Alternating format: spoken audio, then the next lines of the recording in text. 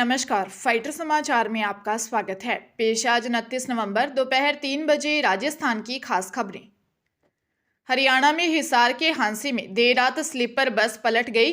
इससे बस में सवार गाजियाबाद के भैंस व्यापारी की मौत हो गई। वहीं करीब 18 लोग घायल हो गए। घायल यात्री राजस्थान, हरियाणा व जम्मू कश्मीर के हैं। घायलों को उपचार के लिए हांसी के नागरिक अस्पताल में लाया गया। जिस वक्त हादसा हुआ सभी यात्री सो रहे थे। बस प्राइवेट कंपनी अभिमन्यु ट्रेवल्स की है।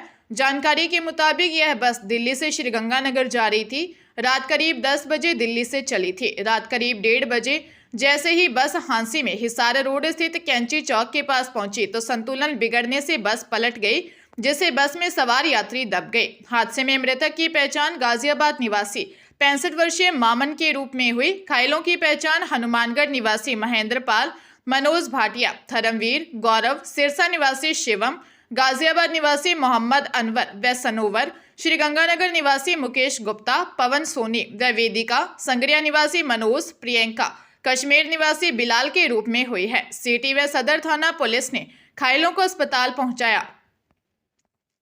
राजस्थान विधानसभा चुनाव में 25% से कम वोट हासिल करने वाले भी विधायक बन जाते हैं।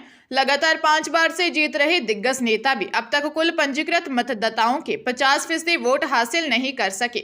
इनमें मुख्यमंत्री पद के दावेदार भी शामिल हैं। इस बार प्रदेश में रिकॉर्ड मतदान हुआ, लेकिन अशोक गहलोत, वसुंधरा राजे, सचिन पायलट जैसे बड़े नेताओं ने विधानसभा क्षेत्र में 2018 के मुकाबले मतदान का प्रतिशत कम रहा।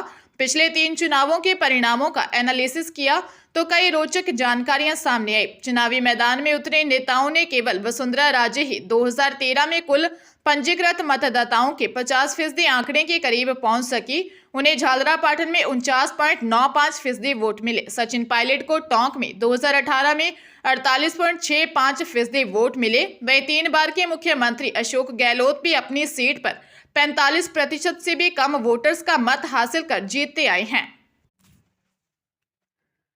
उदयपुर जिले में एसीबी जयपुर की टीम द्वारा ट्रैप किए गए फतेहनगर थाना अधिकारी सुरेश चंद मीना और डबौक थाने के हेड कांस्टेबल महावीर प्रसाद के मामले में चौंकाने वाला खुलासा हुआ है। दरअसल डबौक थाने में दर्ज जिस एनडीपीएस केस को दबाने के मामले में दोनों रिश्वत मांग रहे थे, उस मामले में पुलिस आरोपी को पकड़ने के बजाय शिकायतकर्ता को फंसाकर उसी से रिश्वत मांगने में जुटी थी।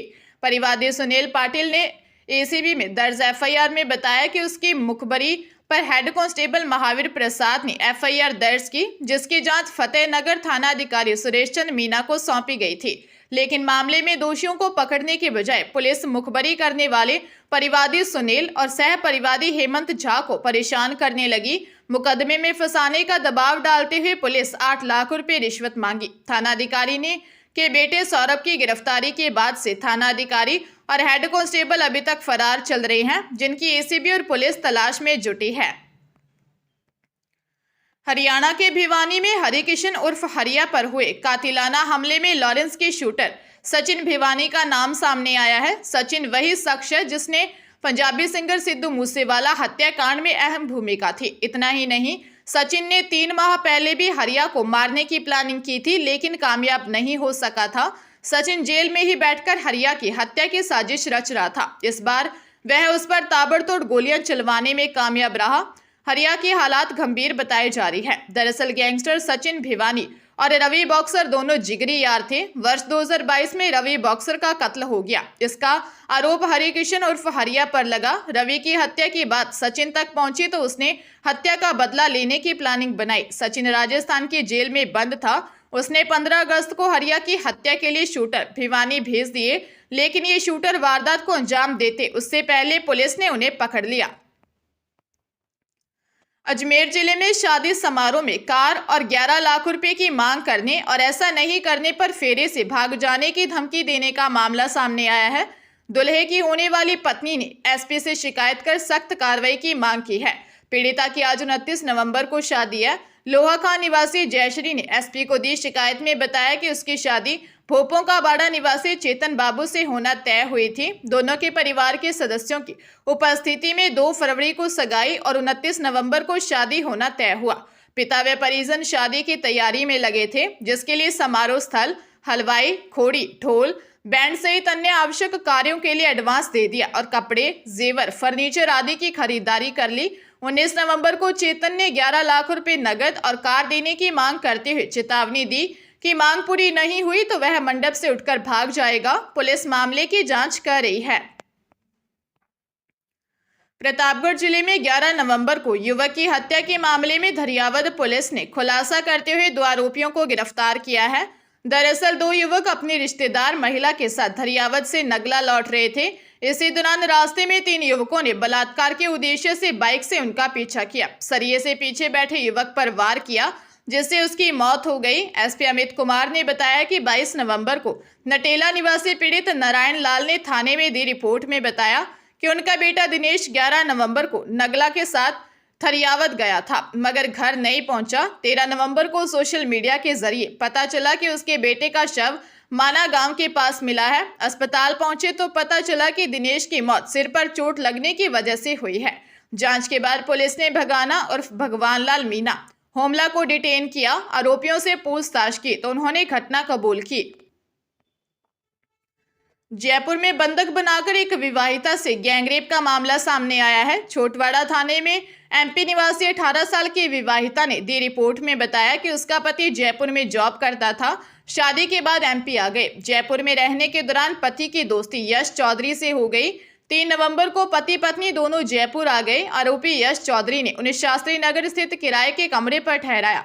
30,000 रुपये में बिजनेस खुलवाने के नाम पर आरोपी यश ने ले लिए। 17 नवंबर की रात यश ने पति को इवेंट में काम करने के लिए एक लड़की की जरूरत बताई। विश्वास कर पति ने पत्नी को आरोपी यश के साथ भेज दिया। आरोपी यश उसे ऑटो रिक्शा में बैठाकर दादी का फाटक के पास स्थित एक फ्लैट पर ले गया जहां 4 लड़के शराब पार्टी कर रहे थे।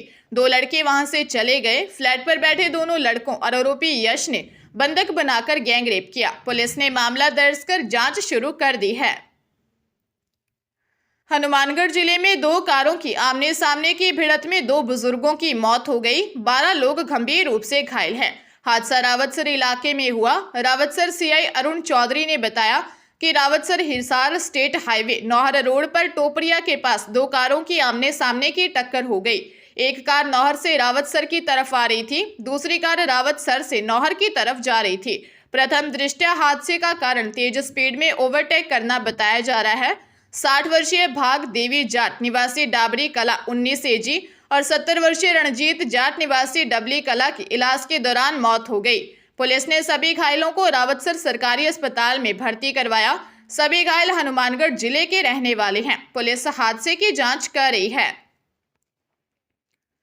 पंजाब के फिरोजपुर शहर में एक फाइनेंसर पर गोलियां चलाने का मामला सामने आया है। जानकारी के अनुसार गत देर रात्रि हरियाणा नंबर की स्कॉर्पियो गाड़ी में आए 3 से 4 अज्ञात लोगों ने गोलियां चलाई हैं। फाइनेंसर का पहचान सुखदेव उर्फ जॉनी अग्रवाल के रूप में हुई है। कंधे पर गोली लगने से वह गंभीर घायल है। सूचना पर डीएसपी सिटी फिरोजपुर सुरेंद्र बंसल और एसएचओ इंस्पेक्टर जितेंद्र सिंह के नेतृत्व में पुलिस घटनास्थल पर पहुंची। घायल फाइनेंसर सुखदेव अग्रवाल ने बताया कि वह बाबा शेरशाह वली दरगाह पर माथा टेक कर शांति नगर की ओर आ रहा था। तभी हरियाणा नंबर की स्कॉर्पियो गाड़ी में आए 3 से 4 हथियारबंद लोगों ने उस पर फायरिंग शुरू कर दी। इस दौरान गोली कंधे पर लगी। पुलिस ने अज्ञात हमलावरों की तलाश शुरू कर दी है। बाड़मेर जिले के बायतू थाना अंतर्गत कोलू मार्ग पर हेमजी का तला सरहद में अवैध बजरी से भरे डंपर की टक्कर से बाइक सवार अधेड़ की मौके पर ही मौत हो गई। आक्रोशित ग्रामीणों ने मौके पर विरोध प्रदर्शन किया। पुलिस ने दुर्घटना कारित करने वाले डंपर व साथ में जा रहे एक अन्य डंपर को जब्त कर दोनों चालकों को गिरफ्तार किया। नरसाली नाड़ी निवासी 50 वर्षीय आसूराम अपनी पत्नी को बायतू बस स्टैंड से बस में बिठाने के बाद वापस अपने गांव की तरफ जा रहा था। इस दरमियान कोलू मार्ग पर हेमजी का तला सरहद में डंपर ने बाइक को टक्कर मार दी। आसूराम की मौके पर ही मौत हो गई। पुलिस ने दोनों वाहनों को जब्त कर 2 चालकों को गिरफ्तार किया।